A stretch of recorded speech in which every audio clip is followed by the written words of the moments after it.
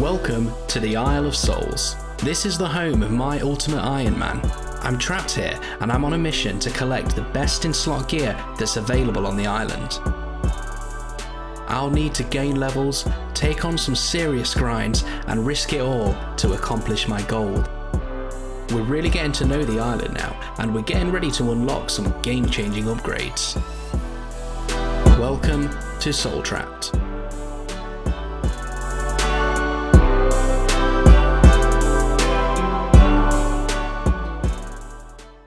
Hello everybody and welcome back to a new episode of Soul Trapped, the series where my ultimate Iron Man is trapped on the Isle of Souls. So last time we unlocked the Dragon Medium Helm, a real nice upgrade right there, and we also unlocked the Hunter skill. So as you can see, I've been sitting around training up the skill a little bit and we're currently going for level 53. So I think a good way to start the episode would be with a level. And what a great way to start the video. I actually paused the recording as I got that level. Either way, that's level 46 Hunter. We can now catch Earth Implings, which is pretty nice. Nothing in particular on their drop table is useful to us, but it will be cool just to get a little bit of extra XP when we see one of those guys roaming about. Well, I just made another stupid mistake, as I seem to absolutely love doing. So you see these 3 bird snares right here on the ground? You're an Iron Man, so you can't take that. So what happened was I laid them down, they started catching birds, and then I accidentally hopped worlds. And there they go, they've disappeared. And if you have a hunter trap laid down as an Iron Man, and then hop worlds and hop back, you will not be able to pick it up again. I don't know why, probably something to do with the spaghetti code that Jagex uses, but I guess Hunter is no longer unlocked for us. So I guess we're just gonna have to go back and do a bit more thieving. We're going to look on the bright side though. It's going to give us a few more chances to get that dark key, which could in turn unlock us some pretty nice upgrades. So let's just get going. So coming at you with an update on the hunting grind, and I just caught a young impling and we got a easy clue scroll, which obviously we're just going to drop. But we also got a lockpick, and that is actually super cool. Now the reason that's quite an important drop is that it vastly increases the chance of you successfully unlocking the chest in the dungeon. So I was not planning on getting one of those at all, but looks like that's going to be a permanent resident of the inventory. So I'm just checking in with a quick update on the hunter grind, and we are at level 52, getting real close to that level 53. It's definitely taken quite a lot longer than I expected it to. However, I think that that's mostly just because we've had to catch birds all the way up to this level. Once we move on to chinchompers, the XP per hour should go up quite a lot. Okay, here we go. And there is 53 hunter. So that means we can now catch chinchompers. So if you haven't been watching the series from the beginning, you might be wondering, how am I going to catch chinchompers? I can't use box traps without completing the Eagle's Peak quest, which of course is not available on the Soul Wars Island. Well, in episode 3 of Soul Trapped, I asked the viewers which exceptions they thought I should be allowed to unlock further content for the account. There was a few options to choose from, and overwhelmingly you guys voted that I should be allowed to get 28 thieving, which has allowed me so far to use the chest in the dungeon. I would be allowed to unlock the use of box traps through the Eagle's Peak quest, and I would also be allowed to go and obtain an anti-dragon shield. Now, to make things a little bit more interesting for the account, I decided to lock these exceptions behind achievements. So you might remember that we weren't allowed to unlock 28 thieving until after we hit 500 total level, and I locked box traps behind level 53 hunter, which we have now achieved. So that means the next thing we're going to be doing is taking a quick trip to unlock those box traps. And just to be clear, I will be doing absolutely nothing off the island apart from what is strictly necessary to get box traps unlocked. I'm not going to keep the box trap that's given free during the quest, because we can just go and get our own from the chest in the dungeon, and any cash or XP that we may be awarded from the quest we are not going to accept. So any lamps or coins or anything are just going to get dropped on the floor. So without further ado, it's time to ruin the account for the second time and go and get this quest done. We're going to drop the bird snares because I don't plan on doing any more hunter on the copper longtails at all. We're just going to move straight onto chinchompers. Goodbye, integrity. All right, so for the quest, we need 1 swamp tile, some coins, and we also need some yellow dye. So we're just taking a quick trip to Aggie, and then we're going to pick that up from her. Real nice, real nice. So let's head on over to Ardoin and get this started. I'm going to Ardoin via the wilderness lever, so I guess this is a bit of a risk. I doubt anybody's going to be waiting there for me, but God, imagine if we got wiped. Let's just not think about that. Okay, here we go.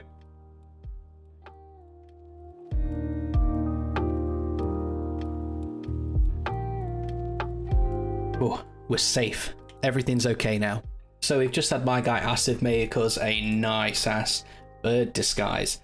And I don't know about you, but I'm pretty sure nobody's going to be able to tell the difference between me and an eagle. So we're at the point now in the quest where we're going to be given a box trap. And I've heard people saying that once you reach this part of the quest, you can just use box traps any way you want throughout the entire game. However, I've tried to verify this, and looking at the wiki page for box traps, it actually says, and I quote, "With the required hunter level and completion of Eagle's Peak quest, the player may set up a box trap." And I can't find any source online that specifically says at what point in the quest you unlock the ability to use them for chinchompas. Now, unfortunately, the end of this quest gives you a reward of 2,500 Hunter XP. And I think that unfortunately that is going to be unavoidable. We are going to have to take that. So I'm really sorry if you think my account is completely ruined now. You know, sorry about that. But we're just going to have to complete the quest. Anyway, 2,500 XP in the grand scheme of things is really nothing. And it's not like we're going to be using it to skip any levels. We are already at level 53. So the actual amount that this XP is going to benefit the account is so minimal that it's pretty much not even noticeable. So I think we're fine. But feel free to comment down below and tell me about how much of an idiot I am and how much I've ruined my account and you hate me now. After all, every comment helps the algorithm. Okay, that is Eagle's Peak complete. So there's that Hunter XP. I'm sorry about that, but look at how much of the level it got us. It got us 18% of one single level. Now we're going to be going up a lot higher. So that bonus XP, just don't worry about it. It's pretty much inconsequential. So we can now use box traps. We were given a box trap, but we're going to drop that because we didn't get it on the island. So we are trying to keep the integrity as intact as possible. We're also going to drop the metal feather. Well, we'll destroy that. Fake beak and the eagle cape and the bird book. So for now, we are done on the mainland. Goodbye, Charlie. Goodbye, Gillinor. Let's get back to the Isle of Souls. Boy, it feels good to be home. So now that we're back on the island, it's time to start thinking about what we're going to be doing moving forward. Now, the main end goal for the hunter level of this account is actually 93, so that's going to be one hell of a grind, and we're going to need to catch a total of 35,585 chinchompas. Something I have been thinking about though is what are we going to do with those chinchompas once we've got them? I figure we might as well keep them on the account and we can use them during Soul Wars. However, in order to use chinchompas as a weapon, we're going to need to grab ourselves some range levels. It's actually level 45 that we need in order to throw chinchompas, and that's the same level that we need in order to wield rune arrows. So if we can grab ourselves 45 range, we can use the chinchompas and use the rune arrow stack that we've been gathering over time. So what we're going to do now is grab ourselves a pickaxe and a normal axe, and we're going to train our smithing a little bit, because what we're going to do is make ourselves a load of bronze knives, which we're going to be using to train our range. I figure we might as well have the level that we need to use the chinchompas before we start catching them. And a little bit of range training is definitely going to mix things up and keep me motivated. Well, there's 8 bronze bars, which is the total amount that we can fit in our inventory. And here we are back at the anvil, so let's smith ourselves some knives.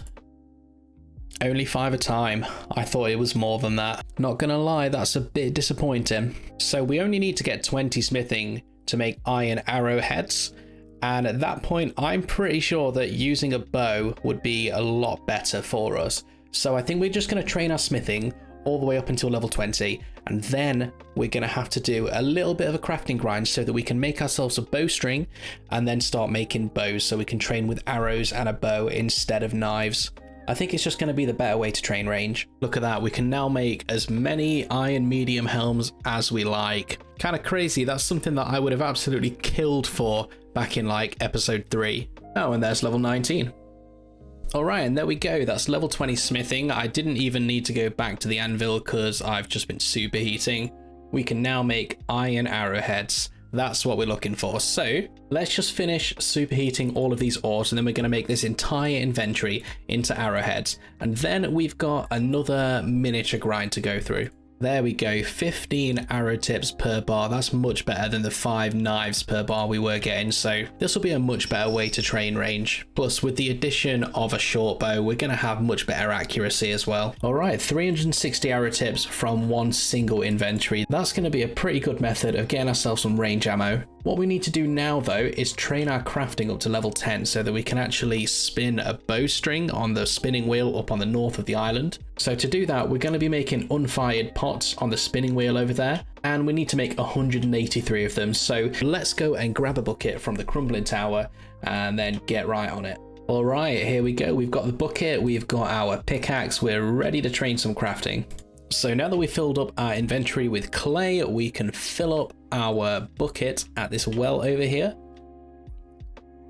And then just create the soft clay that we're going to be using to create those unfired pots. There we go. 6 XP each. Well, there's level 7 crafting. It's not quite the level 10 that we need, but it does allow us to now craft pie dishes, which will give us slightly more XP per clay. So instead of getting 6 XP per clay, we can now get 15. So that's actually a huge difference. That's awesome. And there we have level 10 crafting. So we can now craft bowstrings, which means we can start properly training our range skill. So although we don't currently have the level to use a maple short bow, I'd like to get the fletching level to let us make one, because it won't really take us very long before we can use it, and it is going to improve our damage quite significantly. So we're just going to preemptively get that level, which means grinding out another 20 fletching levels. So let's just get that done right now. Obviously, to cut the trees down, to get the logs to train fletching, we're going to need an axe. So let's grab a freshly smithed iron axe.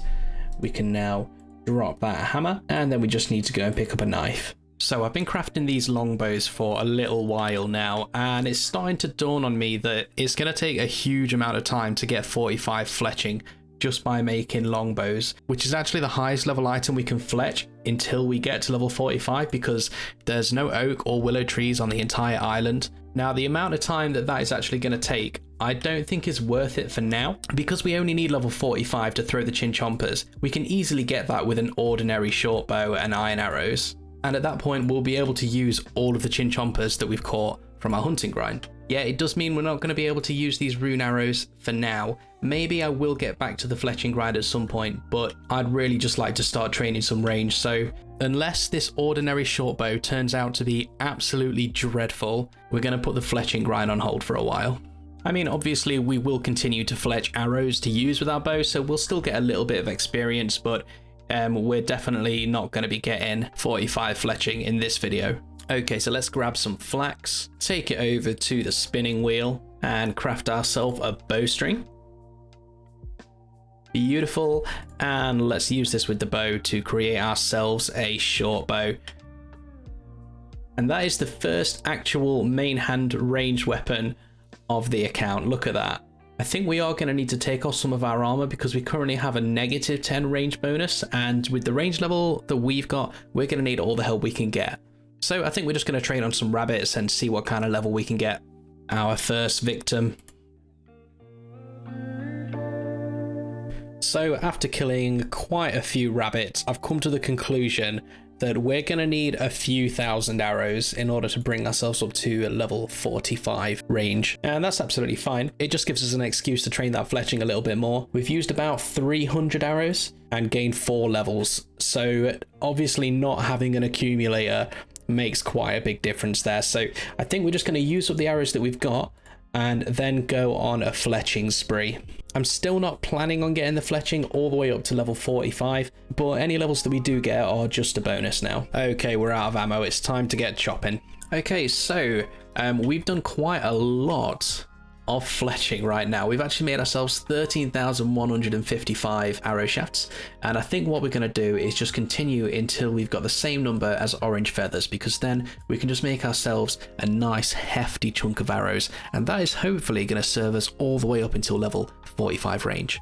I also just want to mention I actually streamed on YouTube for the first time in quite a long time to do that grind, and I want to say thank you to all of the people that came and sat with me while I chopped trees for 3 hours. It was really awesome. I really appreciate you guys hanging out, and it'll be cool to see you all again.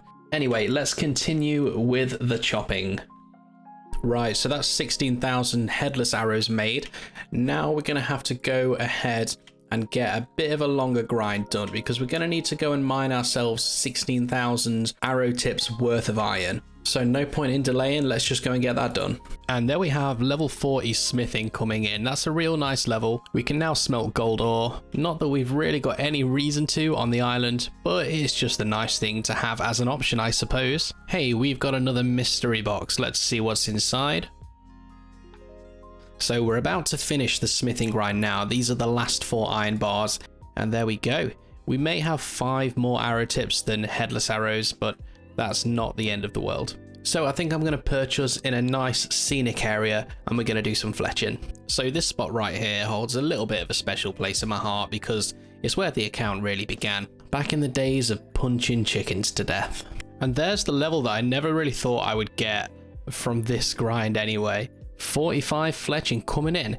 That means that we can actually now start chopping down maple logs, and we can start fletching them. That is the last of the arrow shafts turned into beautiful iron arrows. So we now have 16,210 iron arrows to our name, and we're literally just going to train range on cows and chickens and things all the way up to level 45. Hopefully this will be enough arrows, and if we end up with some left over, that's fine. I'd rather have too many than not enough. And something else that I've not done on this account yet that I think might be pretty interesting is checking to see how much total value we actually have on the account. So if you're wondering what the total value of every single item we have is, it's 2.05 mil. Alright, so this is our range gear for now. It's not exactly good gear, but it's gonna have to do. So let's just get started. We've got a long road to 45 range, and hopefully we've got enough ammo to make it there. So we've spent a few hours training range. We moved on from cows onto moss giants because there's a nice safe spot right here, and it makes them pretty AFK. And there we have it, 45 range, which means we can now wield chinchompers, which is pretty awesome. And it means that we're finished with our range grind for a long time. The crazy thing about this grind is that it really didn't take anywhere near as long as I thought it would. We made 16,000 iron arrows, and we've used a total of 7,000. I am going to keep them in the inventory for a little while, but I may end up dropping them depending on what happens with the chinchomper situation.